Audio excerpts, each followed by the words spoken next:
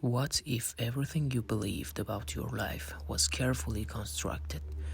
What if your memories, your body, and even your survival were part of an experiment?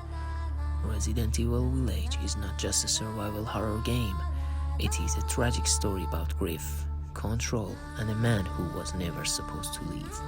This is the full story of Resident Evil Village.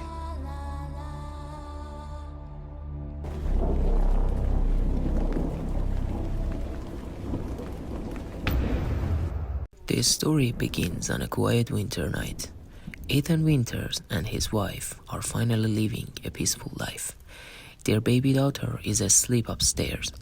Ethan and Mia sit together in their home, drinking and talking like a normal couple. Ethan jokingly reads from a dark fairy tale, a story about a little girl lost in a forest filled with monsters. Mia laughs it off. For a moment, everything feels normal, but even here, something feels wrong. Suddenly, without warning, Chris Redfield breaks into the house. He shoots Mia multiple times, right in front of Ethan. Ethan is frozen in shock. Chris doesn't explain himself. His men take Rose. Ethan is knocked unconscious. When he wakes up, the transport vehicle has crashed in a frozen forest. Rose is gone, and Ethan is completely alone.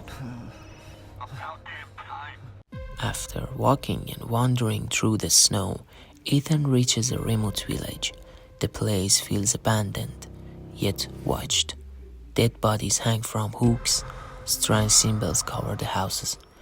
Ethan soon learns that the village is ruled by a godlike figure known as Mother Miranda. She is worshipped by the villagers, but she offers them no mercy. Mother Miranda also has 4 lords, who the names are Lady Dimitrescu, Beneviento, Moreo, and Heisenberg. Many years ago, Mother Miranda lost her daughter Eva. Consumed by grief, she devoted her life to science. Her research led her to the mold, a powerful organism capable of preserving memories and consciousness.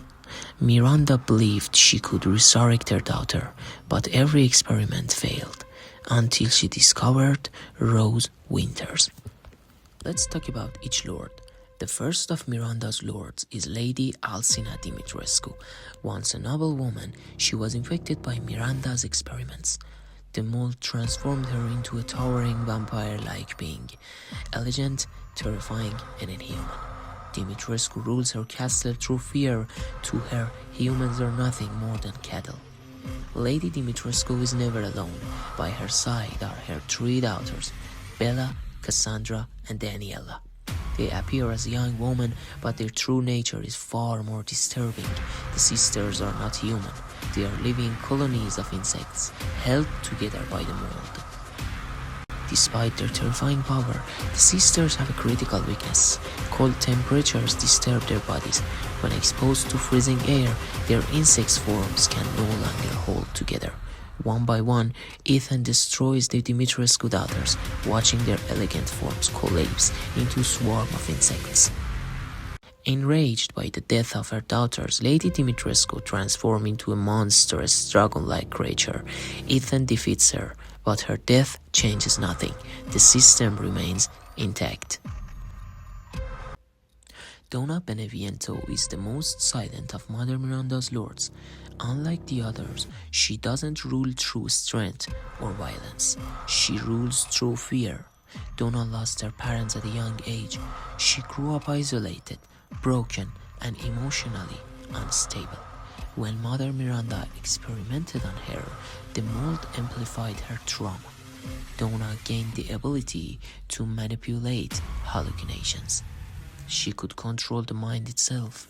Her only companion is Angie, a doll through which Donna speaks. Angie is not just a toy, she is Donna's voice, her shield, and her identity. Inside Beneviento's house, Ethan is stripped of all his weapons. There are no monsters to fight, only memories, fear, guilt. Ethan is forced to relieve the loss of his family.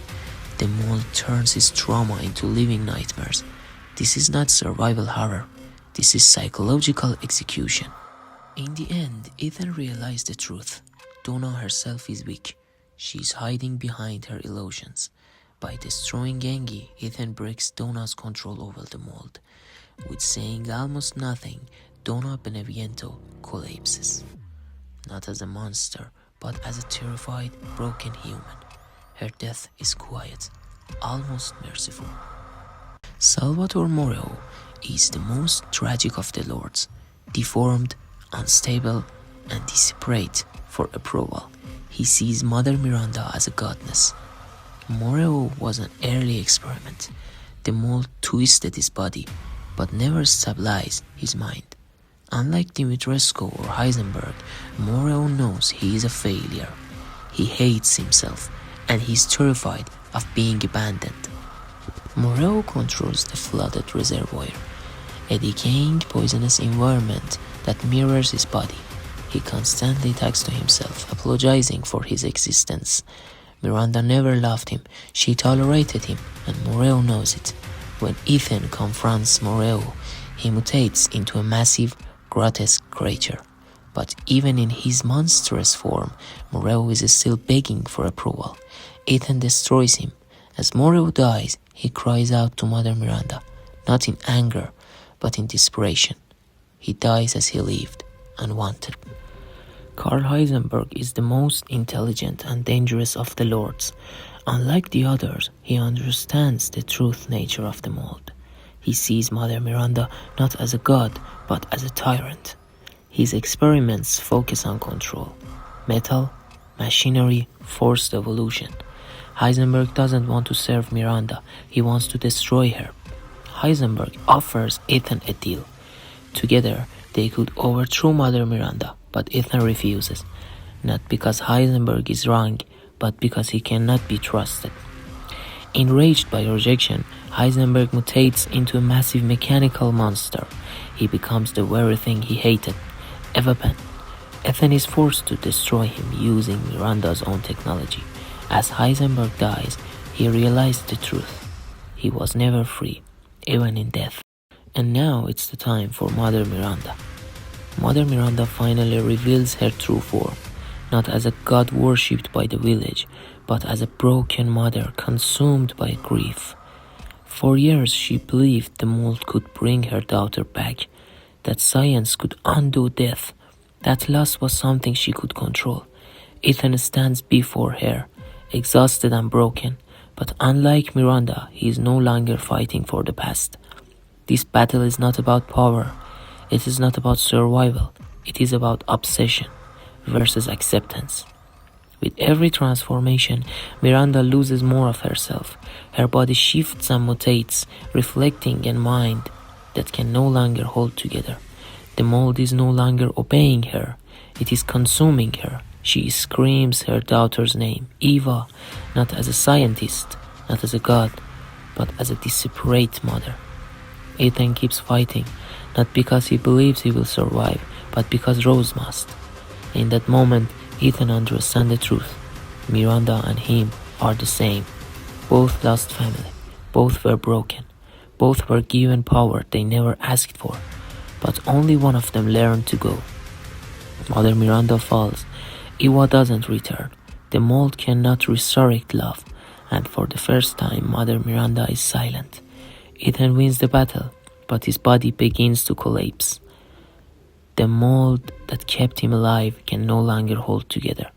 Ethan Winters was never meant to survive this story, so he makes a final choice, not as a soldier, not as a survivor, but as a father. He stays behind. He triggers the explosion, and as the village is erased, Ethan Winters dies knowing one thing: his daughter will live. This is not the story of a man who killed a god, it is the story of a father who refused to let his child become a ghost of the past. But Heisenberg reveals the truth. Ethan died in Resident Evil 7. His body is entirely mold. Only his will keep him alive. Rose is the perfect vessel. Mia was replaced by Miranda. This was the full story about Resident Evil Village, about the father who refused to give up. If you enjoyed this video, let me know by leaving a like, and if you want more story breakdowns like this, consider subscribing. See you in the next story.